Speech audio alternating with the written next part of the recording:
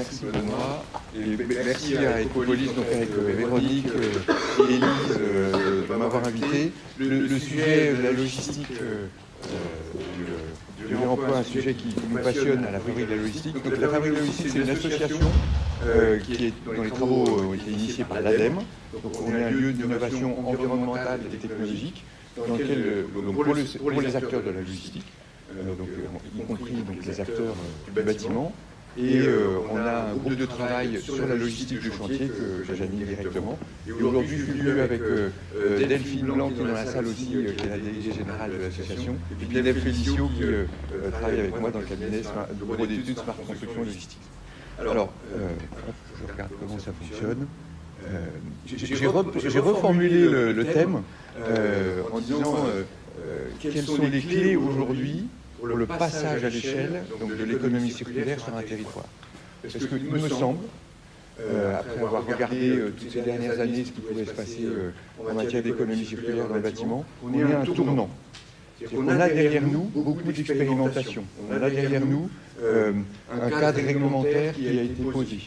On a derrière nous beaucoup d'ingénieurs qui se sont posés avec des architectes pour voir quelle était la faisabilité technique du réemploi de tel ou tel matériau. Mais on est finalement, grâce à tout cela, avec un flux croissant de matériaux, et on parlera surtout de second œuvre aujourd'hui, de matériaux de réemploi qui sont entre nos mains, être déposés, être attendus sur des nouveaux projets. On a aussi du personnel qui est mobilisé autour de ça, souvent en réinsertion. Tout cela demande à être posé, demande à être cadré pour pouvoir atteindre ce qui me semble important à un moment où l'économie de notre pays souffre de déséquilibres importants. Donc de passer à une manière dont on regarde les choses, où on essaye de combiner une performance environnementale, sur laquelle j'imagine que dans la salle, vous êtes tous volontaires pour aller, mais aussi une performance économique. C'est-à-dire que si on veut pouvoir, dans la durée, travailler sur du réemploi, comme sur de l'éco-conception ou autre, il est important de trouver la manière dont on puisse le faire de manière économiquement rentable, parce que sinon, vous en avez très certainement vu autour de vous, des tests, des essais qui ont été faits, on a dit techniquement ça marche super, c'est magnifique, mais ça nous a coûté tellement cher que les acteurs, notamment économiques, les entreprises qui sont mobilisées, elles ne vont pas continuer dessus. Donc il est important pour moi d'avoir cette vision-là qui combine la performance environnementale et la performance économique. Et aujourd'hui, on est arrivé à un stade où on peut regarder ça de cette manière-là. Et après moi interviendront des acteurs qui sont pour moi des acteurs exemplaires, qui ont été des précurseurs, Cycle Hub, Modus, qui chacun de leur manière regardent comment est-ce qu'on peut utiliser les clés de performance pour passer à l'échelle. Parce que passer à l'échelle, c'est aussi passer à des dimensions qui aient vraiment un impact environnemental. C'est que ce n'est pas la même chose si on rénove, même si c'est très important, une crèche par exemple, où on va avoir quelques dizaines, quelques centaines de mètres carrés et regarder les matériaux qui vont avec. C'est pas la même chose si on est sur un lotissement de 3 bâtiments chez un bailleur social, où on ne va pas avoir besoin de 3-4 portes, où on va en avoir besoin de dizaines, voire de centaines. Et si on est face à ce cas de figure-là, et qu'on est resté dans une approche un petit peu trop artisanale, on va être capable de dire je peux vous fournir 3 portes de ce modèle-là, puis 4 de tel autre, éventuellement 15 d'un autre, mais l'entreprise qui va faire l'installation de ces portes-là, elle ne va pas s'en tirer si c'est comme ça. En revanche, les industriels qui ont réfléchi sur des éléments quantitatifs, et pour moi le côté industriel n'est pas du tout une injure, c'est au contraire le fait qu'on arrive à maturité, qu'on profite des compétences qui sont derrière nous, pour se projeter là où il y a des besoins qui vont avoir véritablement un gros impact sur la consommation carbone, sur le gaz à effet de serre, etc. Parce qu'on va être capable de fournir à une entreprise qui va avoir à poser 150 portes, la même, parce qu'on aura réfléchi à comment on peut standardiser les choses. Et je prends l'exemple des portes, ça pourrait être aussi des lavabos, des garde-corps, etc. Donc on est vraiment, de mon point de vue, à un moment où on est à un tournant de passage à l'échelle. On a beaucoup de leçons derrière nous, et les acteurs exemplaires dont je vous parlais peuvent nous aider à trouver les clés. Alors je vais vous donner moi quelques éléments peu flash que je vois, quand je pense à Möbius, Noé nous expliquera ça tout à l'heure, il y a quelques années, il avait fait un super truc sur les dalles de faux plancher, et puis il avait un peu trouvé les limites, et les limites y compris économiques. Il nous disait, il va falloir que je m'installe à 100 km de Paris parce que je n'ai pas de quoi payer mon loyer. Là maintenant, mais il nous en parlera bien entendu beaucoup mieux que moi, il a vu qu'il était intéressant pour lui d'avoir une série de différentes filières de produits autour desquelles il crée une dynamique qui rentabilise son activité. Cycle Up, on va voir aussi Bruno qui va s'exprimer là-dessus, ils ont un élément majeur à mes yeux, c'est que comme ils ont un outil de vente des matériaux, il sait nous dire, il sait analyser quel est le hit parade aujourd'hui pour tel ou tel projet, de ce qui va être intéressant à utiliser. Et donc, il va regarder pour remplir un entrepôt ou pour remplir un site de réemploi, qu'est-ce qui vaut le coup de regarder. Parce que, il me dira les bons chiffres, mais moi j'ai en tête quelque chose comme, dans ce qui est déposé, il y a à peu près 15% qui part en réemploi. Même si c'est 20 ou un peu plus ou un peu moins, ça vous donne une ordre d'idée. C'est-à-dire que si on dépose 100% des choses dans un entrepôt, ça veut dire qu'il y en a au final, tout ce qui n'est pas dans les 15% qui vont partir en recyclage à la benne en fait.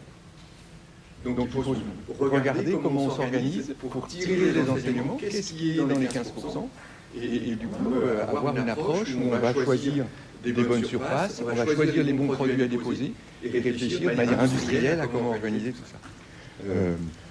J'en citerai. Alors, Synéo a un modèle complètement différent, avec beaucoup de services autour, c'est intéressant. Tricycle, je ne sais pas s'il y a quelqu'un de Tricycle dans la salle, bon, Tricycle. Côté industriel, je ne l'ai pas encore vu, mais quand j'ai fait une visite il y a quelques années, il était en train de préparer l'arrivée d'une grosse machine pour refaire des portes en quantité standardisée. Donc ça répond à ce que j'ai évoqué tout à l'heure, qui dit, je ne suis pas là où je vais pouvoir juste fournir 15 portes, là où j'en ai besoin de 150, mais je vais avoir organisé ce qu'il faut industriellement pour, avec des matériaux de réemploi, en fournir 150 si mon besoin est 150. Donc on change d'échelle avec ça. On ouvre des perspectives qui apportent une performance environnementale qui est majeure. Et pour ça, en arrière-boutique, effectivement, ça c'est le travail des logisticiens, assurer l'intendance, regarder quelles sont les questions qui se posent. Et il y a des sujets sensibles. Est-ce que j'ai de la place pour stocker mes matériaux? Combien ça va me coûter le transport? Je me rappellerai toujours la première fois que j'ai eu une discussion, je ne sais pas s'il y a quelqu'un de SNCF Gare et Matériaux ici, la première fois que j'ai eu une discussion avec quelqu'un qui, pour une gare, déposait des matériaux qu'il allait réutiliser 2 ans après dans une autre gare, et qui m'a dit comment est-ce qu'on peut faire. Donc je lui ai dit on peut trouver un entrepôt, voilà ce que ça vous coûtera en transport, en coût de stockage, si vous mettez ça chez un prestataire extérieur. J'ai entendu un très grand blanc au téléphone, parce qu'elle imaginait que d'un coup de baguette magique, ce qui était déposé dans une gare, paf, ça allait sans aucun coût se retrouver dans l'autre gare 2 ans après. C'est pas comme ça que ça se passe. Nous, les logisticiens, c'est ça. On nous demandait c'est quoi un coût de transport, dans quelques centaines d'euros, c'est quoi un coût d'entreposage si on a besoin d'un stockage à l'extérieur. Et donc il faut être conscient de ça quand on démarre les choses. C'est vraiment là où industriellement on va pouvoir réfléchir, comment on va pouvoir se partager des surfaces de stockage, qu'est-ce qu'on va pouvoir faire pour que les choses soient performantes, que les choses soient partagées, soient économiquement viables. Bien entendu, il y a des sujets de compétences aussi, et quand je parle de compétences, c'est aussi les personnes et les personnels. On voit qu'il y a beaucoup de personnels en réemploi, c'est un bon endroit pour mobiliser, faire retourner au travail des opérateurs qui en étaient un peu éloignés, mais il faut aussi leur donner un endroit de travail où ils vont pouvoir facilement arriver. Parce qu'un personnel en réemploi, si on le met dans un entrepôt à Pétaouchnok, il va avoir du mal. Il faut faire attention aussi à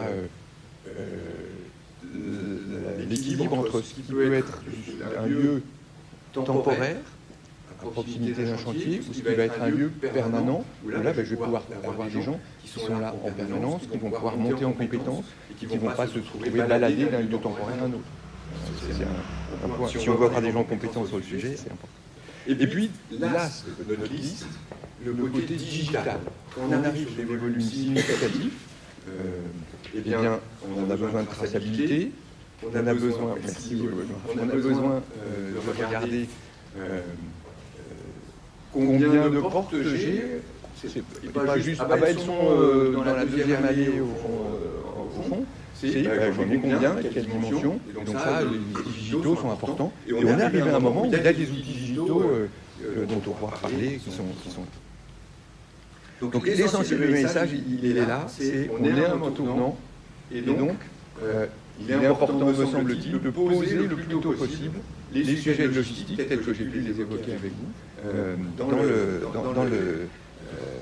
dans l'approche qu'on peut avoir autour d'un territoire. Bon, sachant qu'un territoire, ça peut être juste un projet sur une crèche, avec un peu de volume, donc on va pouvoir voir assez rapidement de quoi il s'agit, ou ça peut être, si je prends un autre extrême, ça peut être le patrimoine, par exemple, d'un bailleur social, qui a des dizaines, voire des centaines de bâtiments sur lesquels il a un plan de rénovation énergétique, et sur lequel il va pouvoir faire des échanges sur des matériaux à une échelle assez importante. Et comme ils sont souvent régionaux, ces bailleurs, c'est quelque chose qui peut être simple. Ça peut être plus compliqué si on est un acteur national avec des bâtiments sur lesquels on va pouvoir réfléchir à un plus grand ampleur sur le stockage, les besoins et les sourcings qu'on peut faire. Alors, derrière ça, je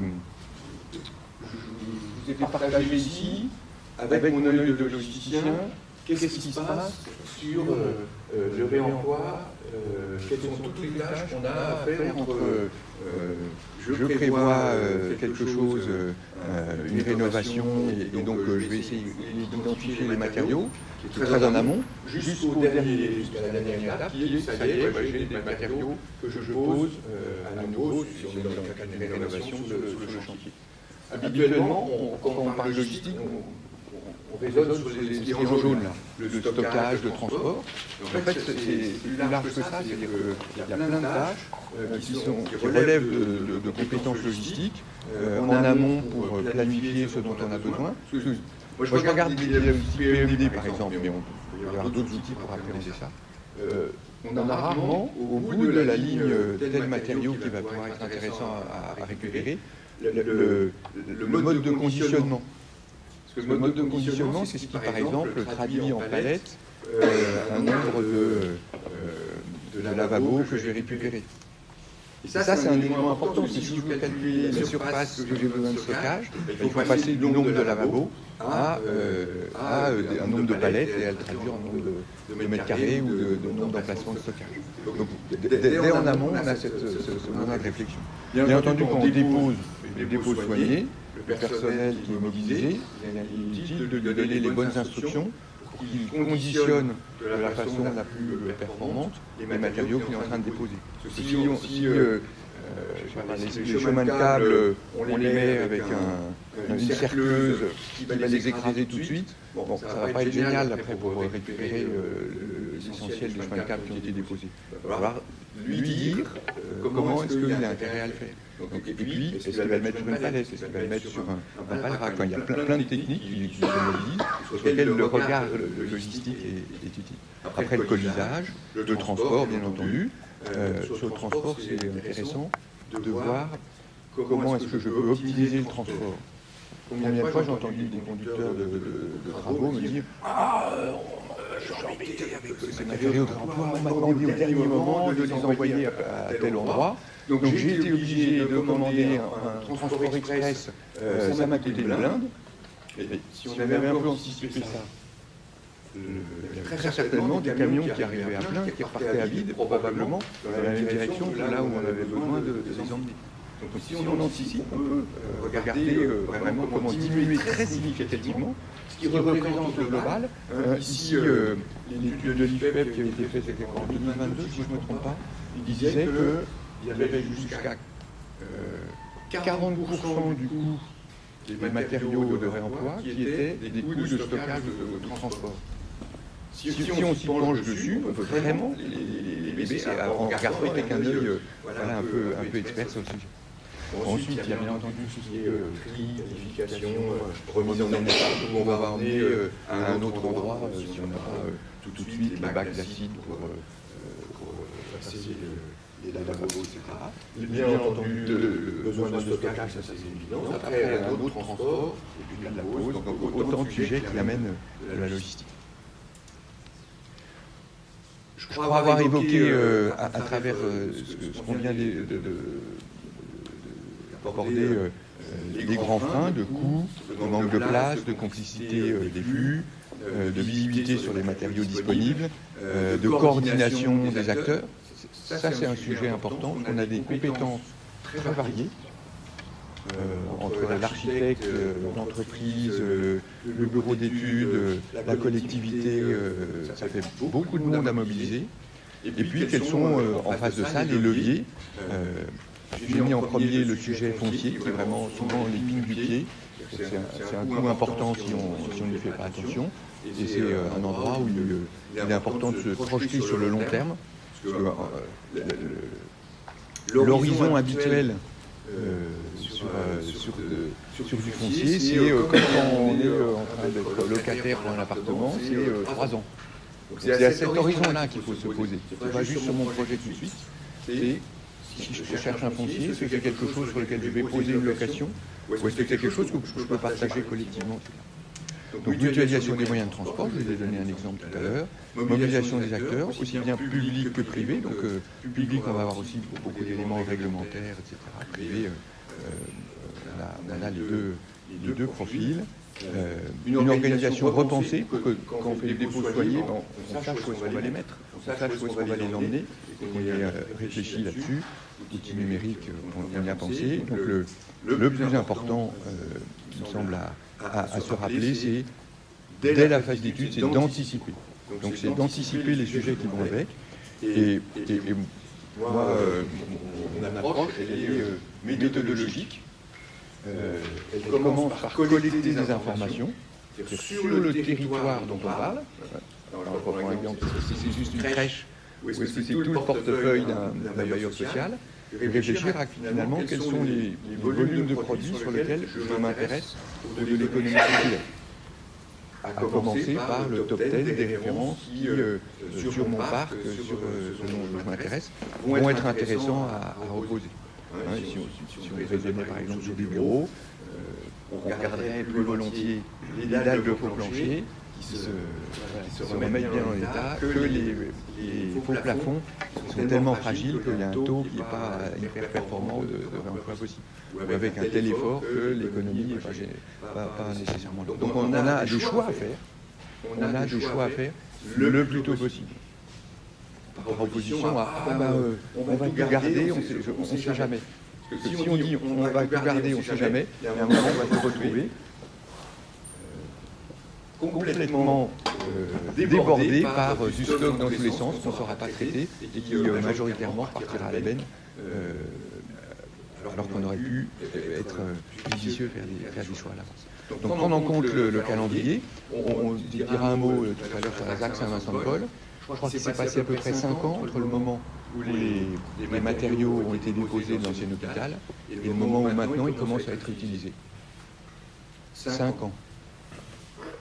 Vous imaginez le coût que ça peut représenter si on avait besoin de payer un loyer pour tous ces matériaux. C'est vraiment des choses qui sont utiles à prendre en compte. Information géographique, bien entendu, si la source des matériaux qu'on voit, elle est à Bordeaux, c'est pas génial de la ramener à Paris. Peut-être que sur certains produits, ça va être intéressant, mais voilà, je prends volontairement un élément caricatural pour faire ça. Donc collecte d'informations, calcul. Alors, des gens comme moi, on est habitués à mouliner les données pour traduire des volumes de matériaux, en regardant comment ils se stockent, comment ils se transportent, et pour arriver au final à quelques éléments clés. Quelle est la surface de stockage dont j'ai besoin? Quelle est l'équipe avec les profils dont j'ai besoin? Quels sont les véhicules? Et puis, la notice, on est à un tournant, parce qu'il faut regarder comment les choses soient économiquement viables, qu'on soit quelque chose qui puisse se comparer avec des du Neuf. Je regarde sur le périmètre qui m'intéresse, mise en place d'un centre de réemploi. Qu'est-ce que je vais pouvoir avoir comme revenu? Qu'est-ce que j'ai comme quoi? Bon, vous avez compris que j'étais passionné par le sujet. Donc sachez qu'il existe, en tout cas, des gens comme moi, on a l'habitude de cruncher les données dont on parlait à l'instant. Ici à gauche, par exemple, correspond à calculer du surface de stockage, on parle de volume qu'on a identifié, on regarde combien il y en a par palette, combien de temps on va les garder, ça nous donne des surfaces. Et avec ça, on peut jouer, se dire, cette année, j'aurai besoin de temps, cette année, de temps, etc. Et aller chercher et réfléchir sur les surfaces. On peut avoir aussi un raisonnement sur combien de personnes que j'ai besoin pour mon atelier de remise en état de tel et tel matériel. Donc autant de calculs qu'on crunch et qui va pouvoir nous intéresser. Je ne voudrais pas terminer sans cette partie, théorique, sans aborder le sujet digital, avec pour moi une notion formidable. Vous voyez BBT Match, qui est issu d'un travail collectif initié par pleine commune, repris en main avec Est Ensemble, financé par la métropole du Grand Paris. Donc il y a un outil important qui permet de partager, de passer à l'échelle, en tout cas, de tous les territoires franciliens, toute la métropole, pour avoir une meilleure traçabilité, une meilleure mise en relation entre besoins et ressources. Je pense que d'autres en parleront un peu mieux de la taxe Saint-Vincent-de-Paul. Je suis à votre disposition pour voir quel regard. Et puis il y en a qui ont été impliqués, comme Möbius ou autres, ou CycleUp sur le projet, si je ne me trompe pas. Donc, véritablement, on est à un tournant. Donc, c'est le bon moment pour regarder comment on peut passer à l'échelle avec une approche qui soit économiquement viable.